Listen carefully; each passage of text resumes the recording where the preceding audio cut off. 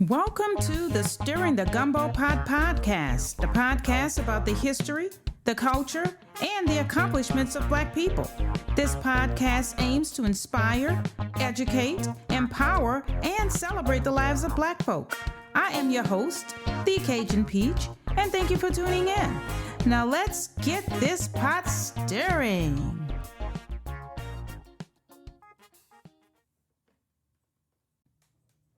Welcome to episode 4, everyone. I am your host, the Cajun Peach.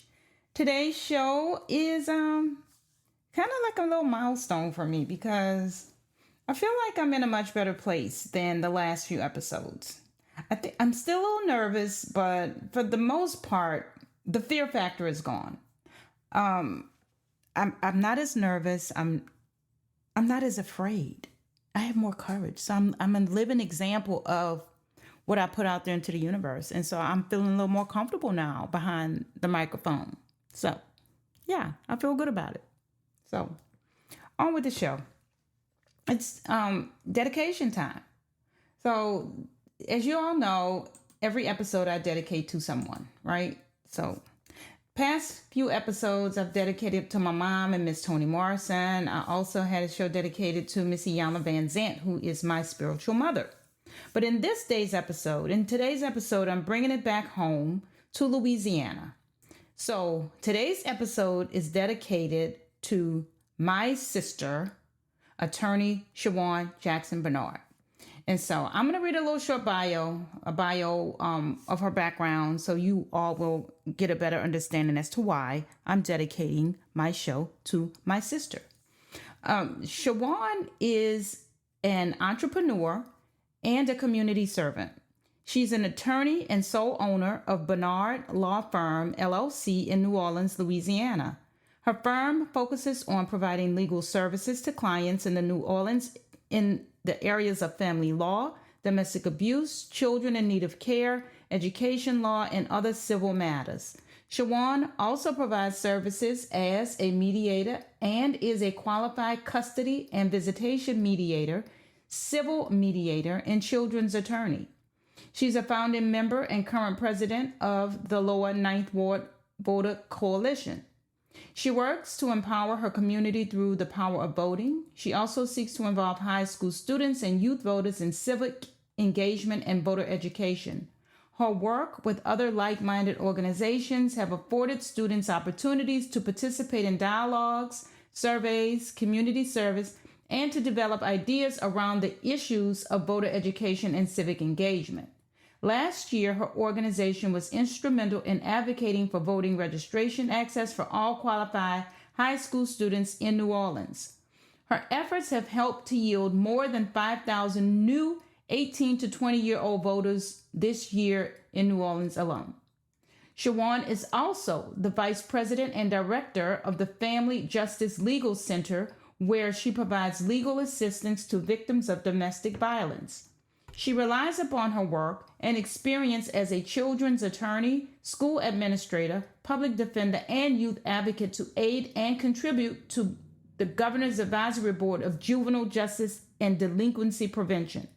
She's also the chairperson of the National Association for the Advancement of Colored People, which is the NAACP, the New Orleans branch, where she serves as the Legal Redress Committee. She graduated from Southern University Law Center with her Juris Doctorate degree. She is a graduate of the University of New Orleans, where she received a Bachelor of Science degree in Marketing and a Master of Science degree in Educational Leadership. She also received her post-certification in Mathematics Education and a Master of Computer Information Systems degree from Southern University at New Orleans. She's a proud alumni of the Joseph S. Clark Senior High School, which is in the Treme neighborhood in New Orleans. She is married and a mother of 2 adult children. In addition to all that, she sits on numerous boards in the community and holds various types of licenses in her education and legal professions. And for all of that, to you, my dear sister, I honor you today and dedicate this episode of Stirring the Gumbo Pot to you.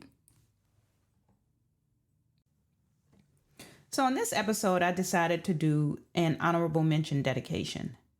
And keeping in the spirit of bringing my episode back home, I decided I wanted to do an honorable mention dedication to Brandon Boogie B. Montrell. Brandon, professionally known as comedian Boogie B, was a native of New Orleans. He died tragically on December 23rd, 2022, from gunshot wounds he sustained as he waited in his vehicle at a downtown New Orleans grocery store just 2 days before Christmas. Now, I first came to know Boogie B from social media. Somebody on my Facebook page had shared his Instagram series called Come Here, Let Me Stress You Out from his New Orleans Hood History series. Now, I don't recall the first video I watched of Boogie B, but I do know that I was immediately hooked. His delivery and his style of just giving you the history lesson pulled me in within seconds and gave me a sock it to me lesson and a big laugh at the same time. He delivered quick, concise history lessons on either a New Orleans neighborhood, a grocery store, a New Orleans tradition, a landmark, or a famous restaurant, or a local bar, or maybe a New Orleans holiday like Mardi Gras, all in 1 minute. If I want to know anything about the New Orleans history and the little neighborhoods here, our historical neighborhoods, all I have to do is go on to one of Boogie B's social media pages and binge out. I mean, he was doing what nobody else was doing, schooling us on our hometown and its unique culture in its own unique way. So if you want to see some of Brandon's videos and his hood history, and come here, let me stress you out a little bit, just go on Instagram or TikTok and put in @comedian Boogie B. You can also find him on YouTube. I recently watched one of his stand-up routines on YouTube, and it was hilarious too. So the world lost a very funny, hilarious comedian from New Orleans. And what's tragic is that, and ironic is that, he died from gun violence here in his city that he had left. And he would talk about some of these things on his videos about what neighborhoods was good and which neighborhoods you should avoid, and about the gun violence. And he made light of it and fun of it, but it's just ironic that he died in such a tragic way from the things he spoke about. And he inspired me to have a New Orleans theme to my podcast, right? About the culture and the history of New Orleans. He did his in a comedic way. And so I was inspired by him to call my show Stirring the Gumbo Pot and talk about the culture and the history of Black communities here in the New Orleans area. So Brandon, you are missed. And New Orleans miss you. I miss you. I miss your videos. And I want to dedicate this portion of my episode to you. May you rest in peace. The comedy world miss you. New Orleans miss you. I miss you. And thank you for leaving us with a wealth of your content, your knowledge, and your comedy.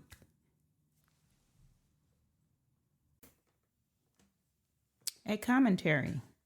My plea for peace and nonviolence amongst my people. By now, you all should know that this podcast is my way of using my voice to inspire, educate, empower, and celebrate the lives of Black folks. So it's because of that I have to talk about the number one issue that's plaguing Black communities today, and that issue is gun violence and Black-on-Black crime. What's crazy to me is how children as young as 9 and 10 years old are able to get their hands on high-powered semi-automatic weapons and use them to commit violent crimes and to kill one another. It's really sad that little Black boys have the ability to get their hands on those type of weapons. Why are so many young Black boys and men killing each other at such an alarming rate? According to my research, as of September 4th, 2023, there have been 167 homicides, 273 shootings, 112 carjackings, and 227 armed robberies in the city of New Orleans alone. And, unfortunately, most of the deceased are young Black men. It really hurts my heart to see so many parents but more specific, single black mothers burying their children because of gun violence. Some parents have the unfortunate burden of burying more than one of their children due to gun violence. Our children are dying way too young. So what is the root cause of all the senseless violence among young black boys and men today? I believe the underlying reason is the Second Amendment to the United States Constitution. That, along with the lack of concern from the federal government to stop the massive amounts of illegal weapons that get into the black communities. Could it also be rooted in anger, bad parenting, or the lack of positive role models in the black communities?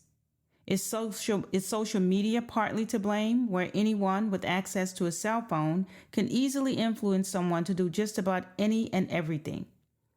Why are so many people so quick to pick up a gun to resolve their problems? Conflict resolution is not a part of the public school curriculum in America where it's needed most. A couple of months ago, a hateful 21-year-old white man named Ryan Christopher Palmeter shot and killed 3 black people at a Dollar General store in Jacksonville, Florida, simply because he hated black people. The victims, Angela Carr was 52, Gerald Deshaun Gallion was 29, and Arnold LaGuerre Jr. was only 19 years old. Lives cut short with an AR-15 style semi-automatic gun that the killer purchased legally a few months prior. So it's not just blacks killing blacks. It's hateful, racist white men targeting and killing blacks too.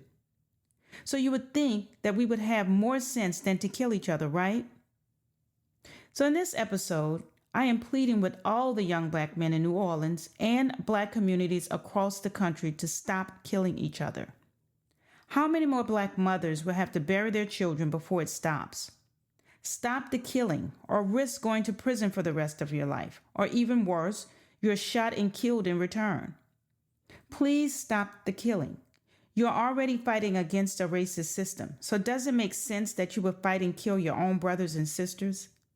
Please stop the killing. Instead, learn to unite, love, and support each other, because at the end of the day, all you really have is each other. The entire premise of this podcast is to share my knowledge and to motivate people to learn about the history of black people in America. I truly believe that the more we learn and understand the history of our people in America, the better we can navigate our future. It's a Sankofa effect. Sankofa is an African word from the Akan tribe of Ghana that means we should retrieve things of value from our knowledge of our past. I truly believe that, and I stand on that. So, this is a plea for my people to stop the violence against each other. Wake up. Educate yourselves about our history. Show love for each other.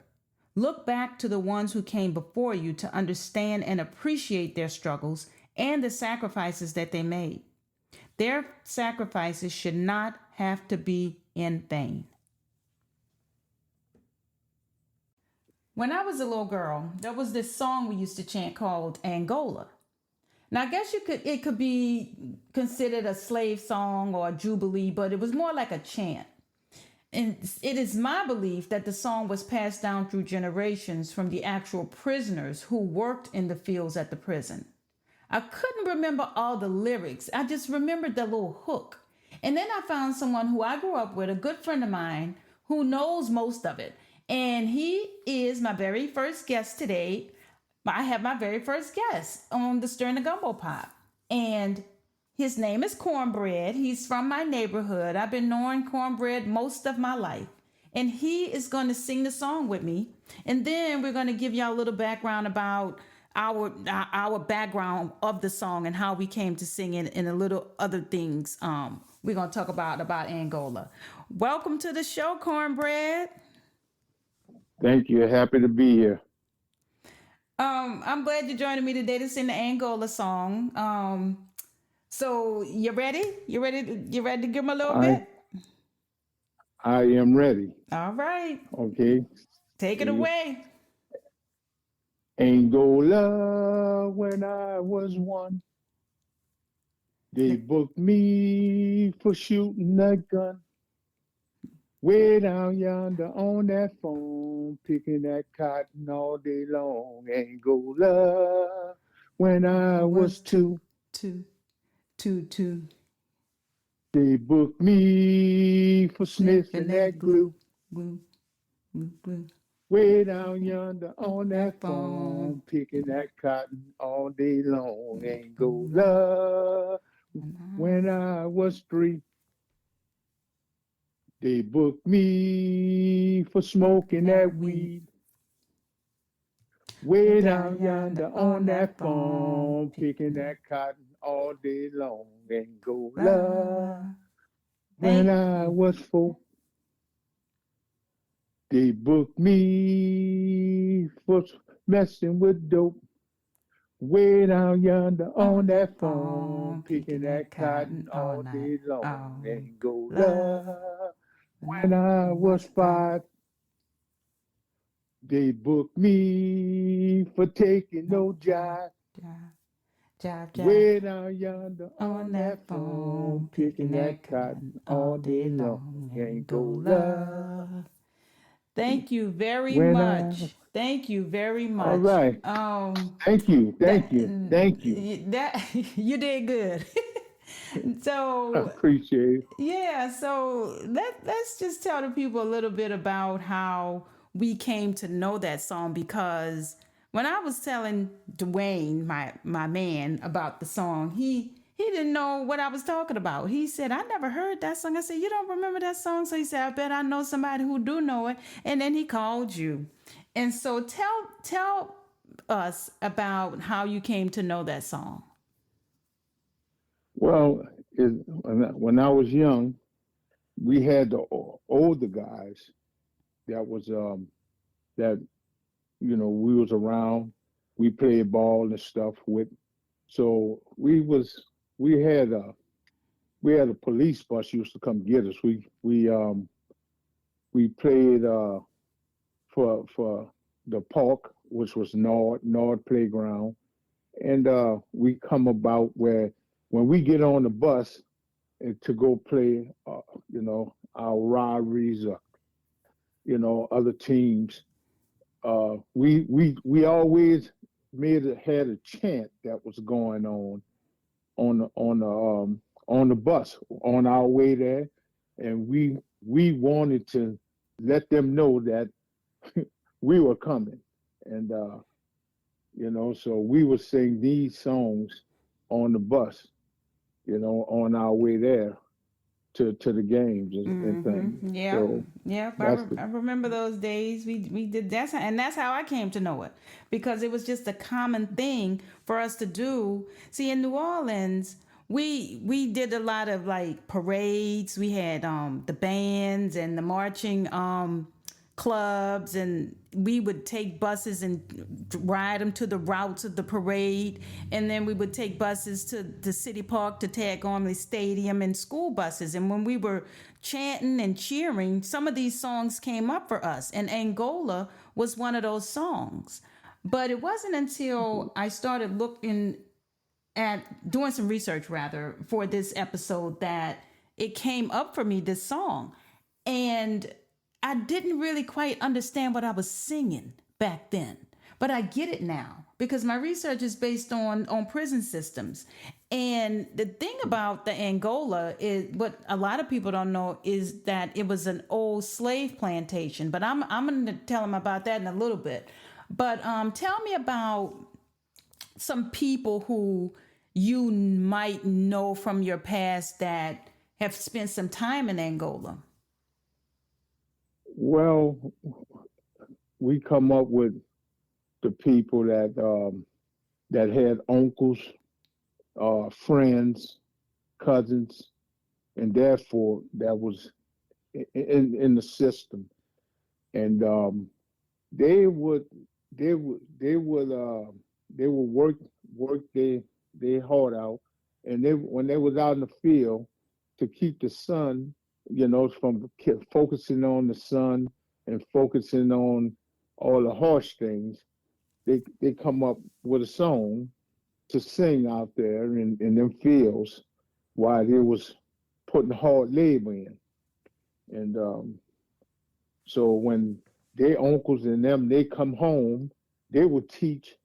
They teach, the people that they're around, their family, their friends. They teach them the song, Mm-hmm. and by us being all together, everybody start, want to play a part, want to play a role. So we all started singing and chanting, and it became well known to us the way it was taught to us, and so it's stuck with us. That it's something that we wouldn't forget because we know the pain that they probably was going through when they was doing it. Mm-hmm.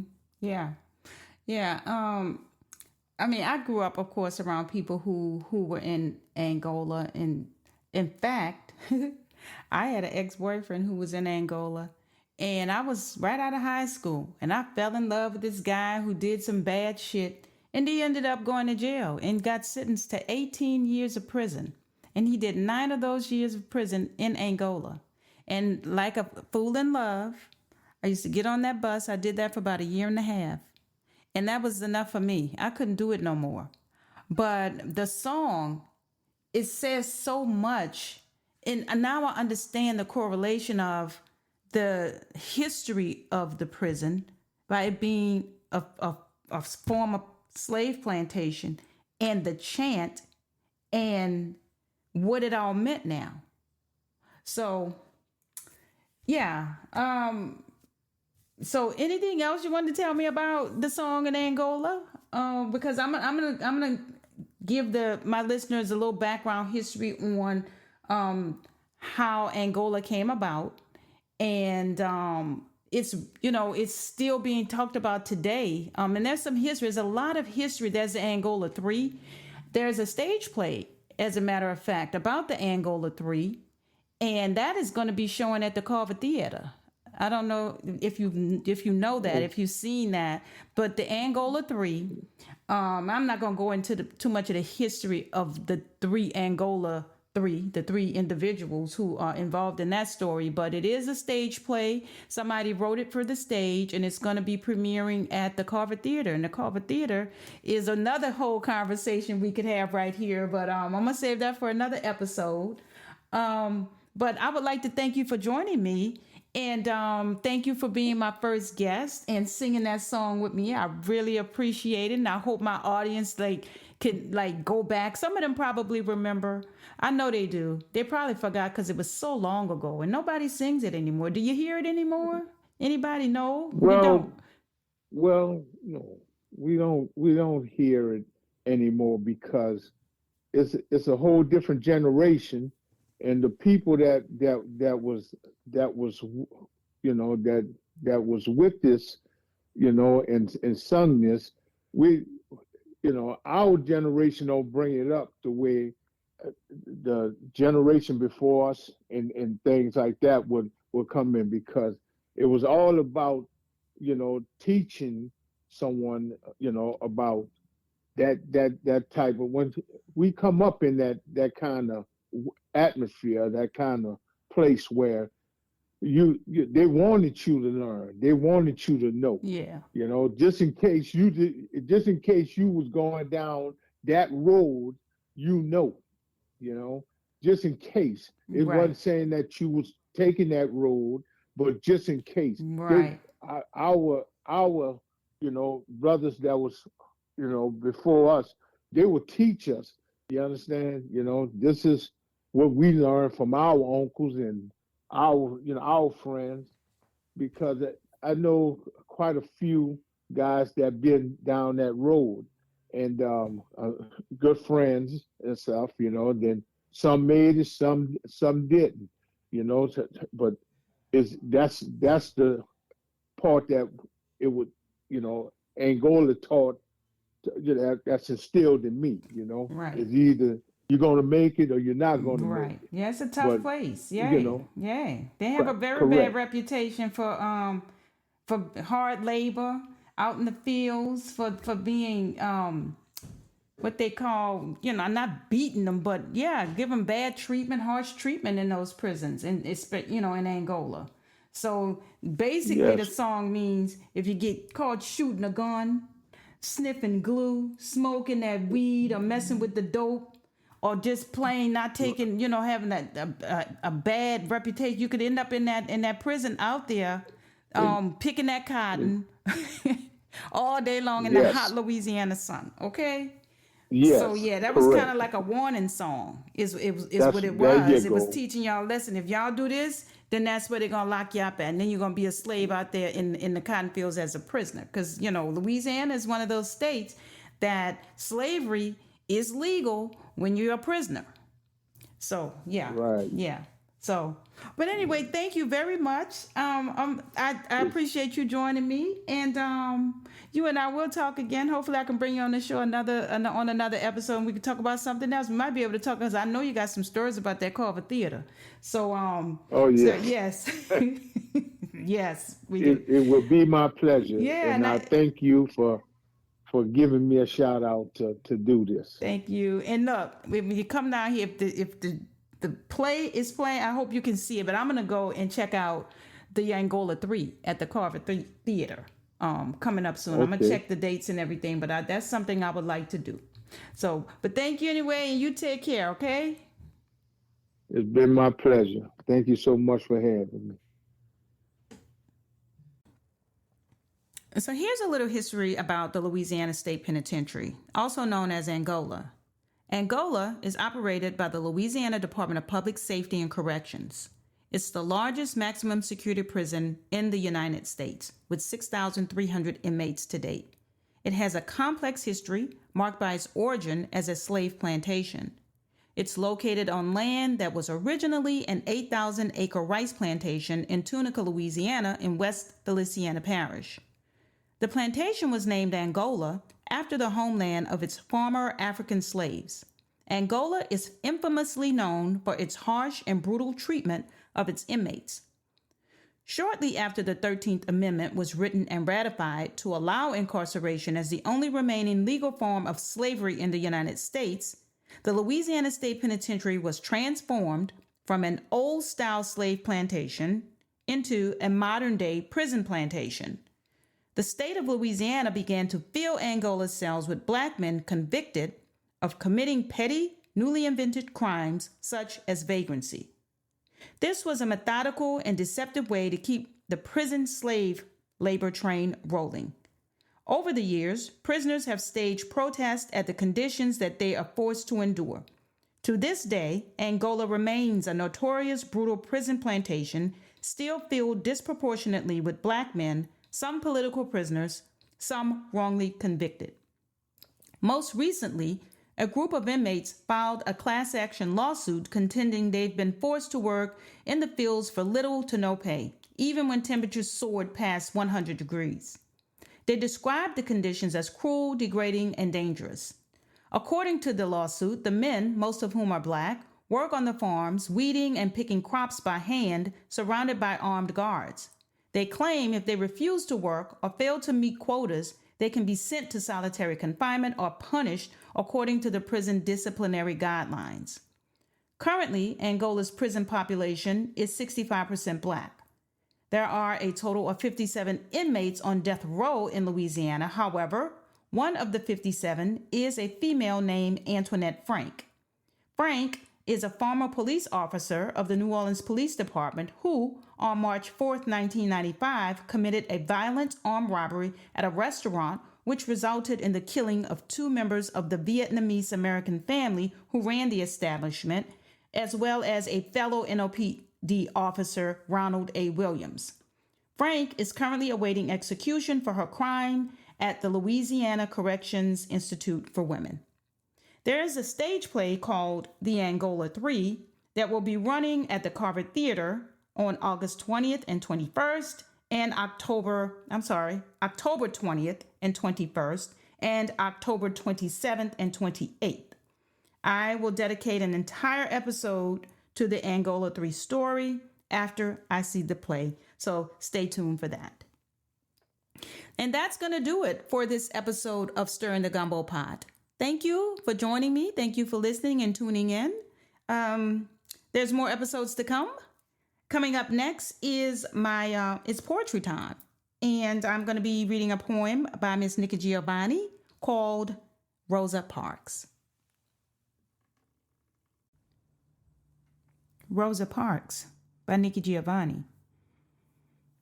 This is for the Pullman porters who organized when people said they couldn't, and carried the Pittsburgh Courier and the Chicago Defender to the Black Americans in the South so they would know they were not alone. This is for the Pullman porters who helped Thurgood Marshall go south and come back north to fight the fight that resulted in Brown v. Board of Education.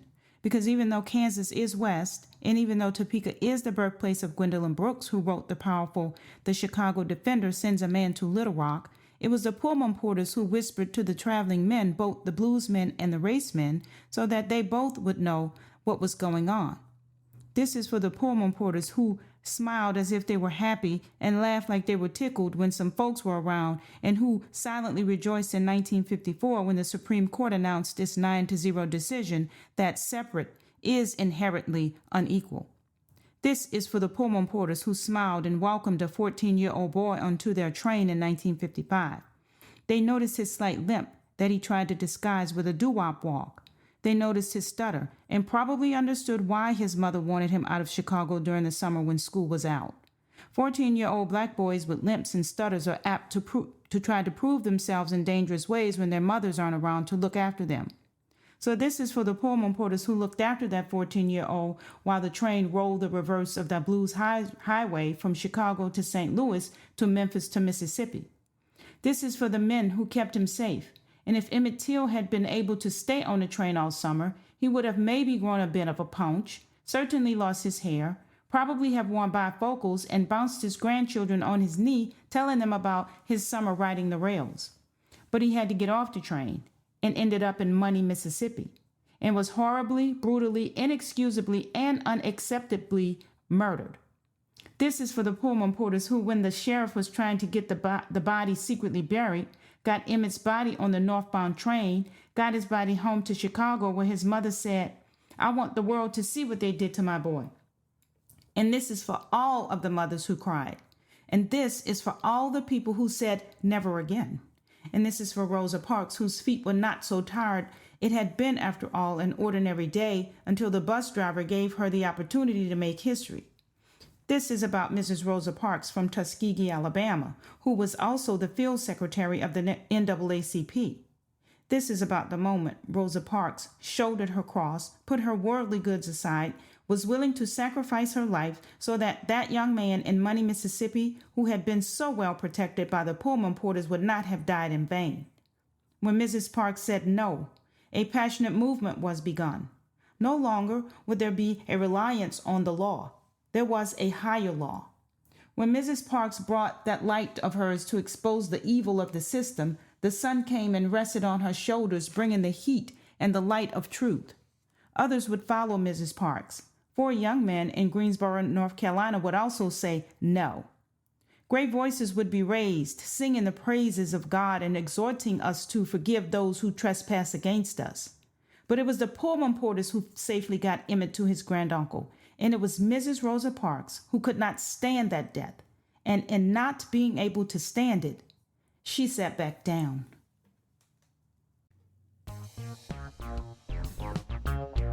Well, that wraps up another episode of the Stirring the Gumbo podcast.